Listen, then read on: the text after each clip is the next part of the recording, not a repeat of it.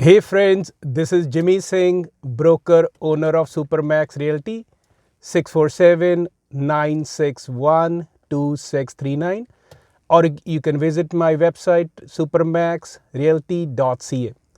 So friends, we are sitting in April first week and market is scorching hot all across greater Golden Horseshoe.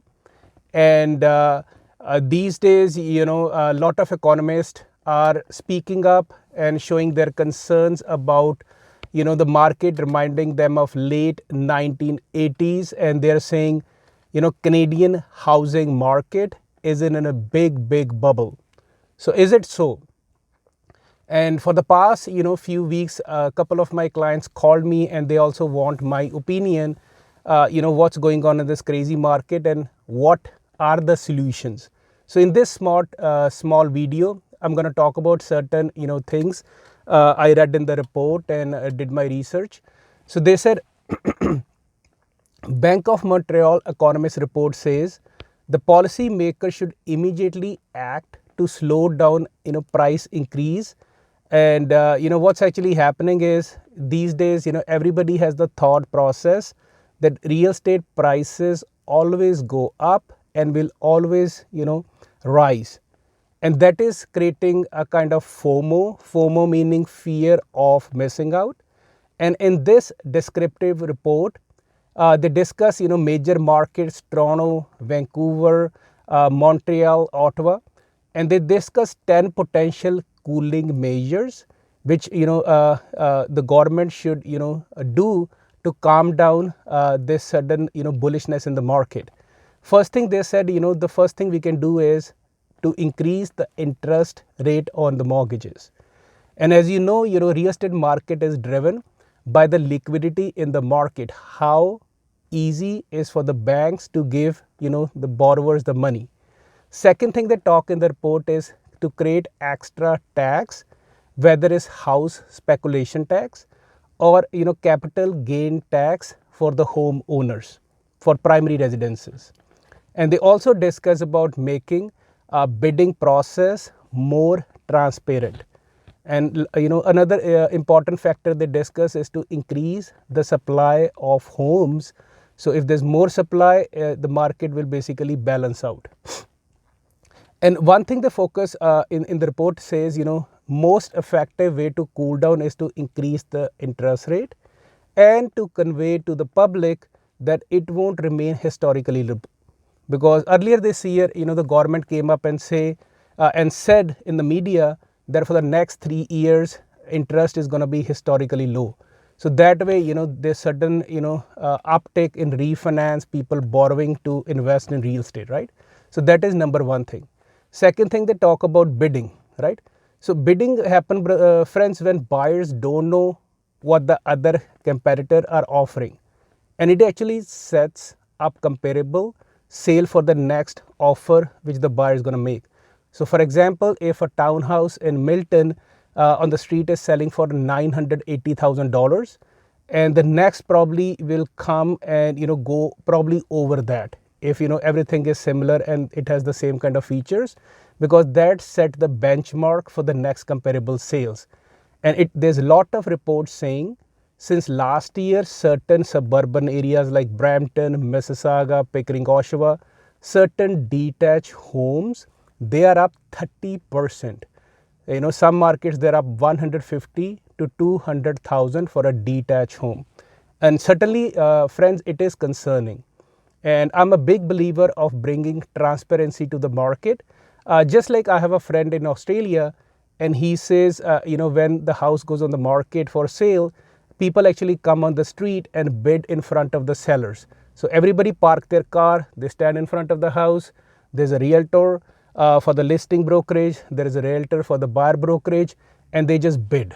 Just like in TV, sometimes you see bidding for Christie's, like expensive paintings. So everybody is in the room bidding for certain thing. It is very transparent what the second bidder is going to pay, because there's the thing is that real estate council dictates us as a realtors, if we are representing sellers, that we can only tell how many offers are there, but we can't disclose how much the price.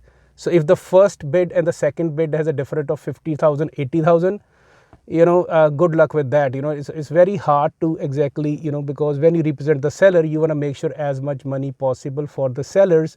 But I am a big believer that transparency should be there, so everybody, understand what they're buying into, and they're not overpaying too much, so the appraisal doesn't come down the line. Second, third proposal they are talking about is the taxes to weed out the house flippers and speculators to cool down the market. And they're saying, the taxes should be levied on the purchase price of the property initially if somebody is flipping for it. And if they hold the property for 5 years, the taxes should go to zero. And this kind of concept, friends, they came up with 1970s, which actually killed the market right away. So I was reading a report, online. They said this year New Zealand has same sort of problem, speculation. So what New Zealand did is, first thing is they are creating more product on the market or supply side by investing a lot in infrastructure, available land for making homes. Second thing is they are putting anti-speculation measures, meaning first thing is no interest write-off for investors. So let's say if I'm an investor in Greater Toronto area or London, Cambridge, Hamilton, Niagara Falls, or Ottawa. So right now on rental property mortgages, I can write off my interest payment. So what New Zealand proposed is basically no write-off interest for rental properties, right? Second thing, they are increasing the capital gain tax from 5 years to 10 years. So basically, as an investor, previously I have to hold the property for 5 years. Now they want me to hold it for 10 years, to basically avoid capital gains or, those things. And down payment, friends, in New Zealand, they are also increasing next month in May the 1st. So for investors, they want 40% down to buy real estate in New Zealand. For end user or primary home owners, the down payment requirement is 20%. So that actually, put lid in the market, and it is cooling down in New Zealand. So they're proposing, some economists, that, Canada should learn from other countries and implement those measures, right? Because what happens is when prices suddenly crash for whatever reason, it basically have dire consequences on entire economy. Because these economists express, because if the prices keep continually rising all along, housing becomes very unaffordable, right? And if interest suddenly jumps a lot, it's going to be hard for homeowners to pay off their mortgages, resulting in big losses to the bank. So that is something, they're saying. Because every time there is like a big threat to the market, especially through overheating of real estate, it tends to destabilize economy down the line. You know what I mean? So whenever the correction happens, and it results in lot of losses for the government and, taxpayers. If you see history, what happened in US, you probably know that, right? And if we just talk about general Toronto condo market, because that is the one struggling market for rentals. Toronto condo prices, friends, dropped again for 15th consecutive month in a row. Year over a year, rent prices in Toronto condos down 16.3% with the average of $1,986 for all property types. And for downtown condos especially, the rent is down 20% year over year. And especially I see the smaller condos like micro condos, 300 square feet or 350. Rents have come down 20 to 27% down since 2019. And obviously, until the tenants return to downtown and offices are open, we just have to wait and watch, right?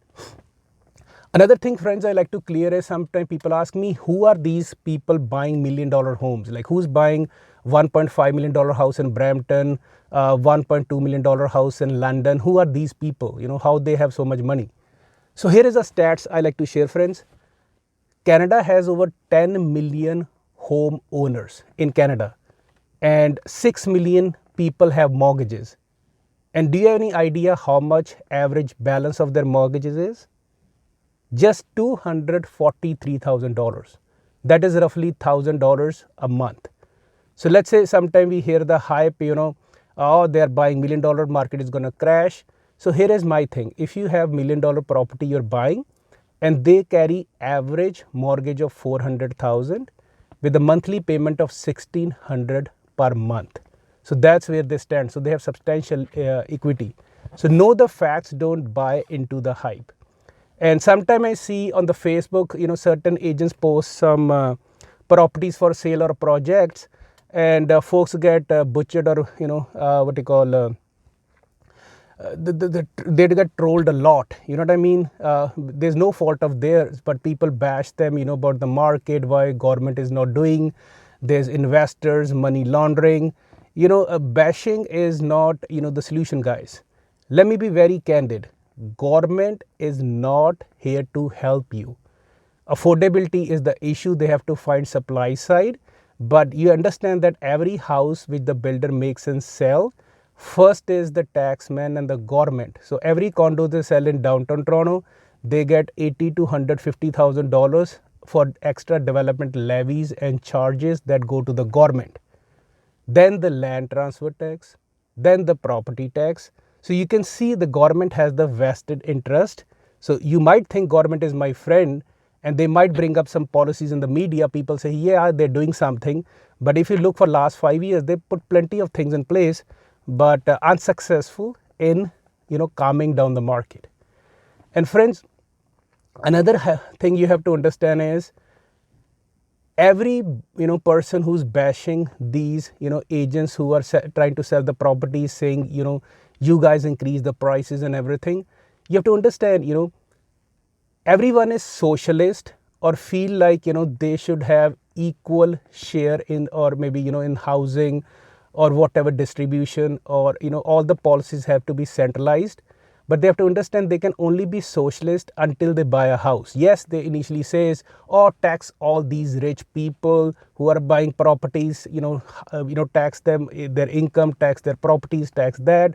But once they buy home, their tone changes, because no homeowner want to pay higher taxes, whether it's property taxes, whether it's extra capital gains.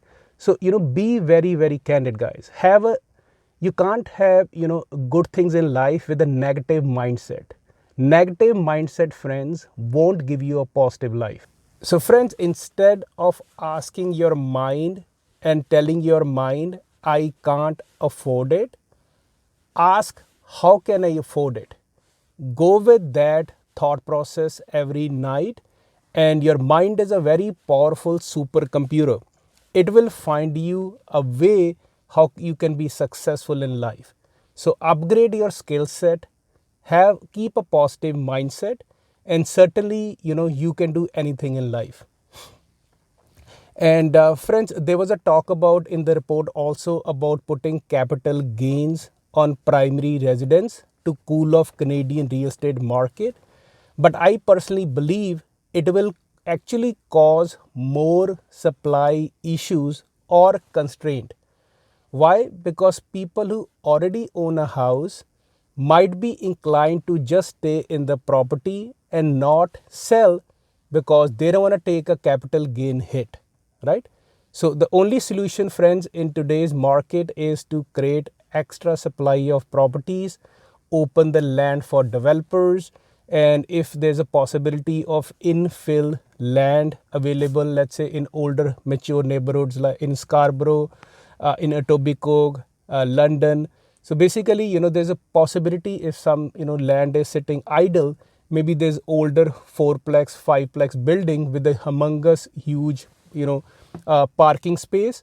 So either, cities can issue permits. So instead of 4 stories, they can raise a couple of more, floors on top, give the landlord or the owner option. Or in the parking spaces, they can create extra buildings.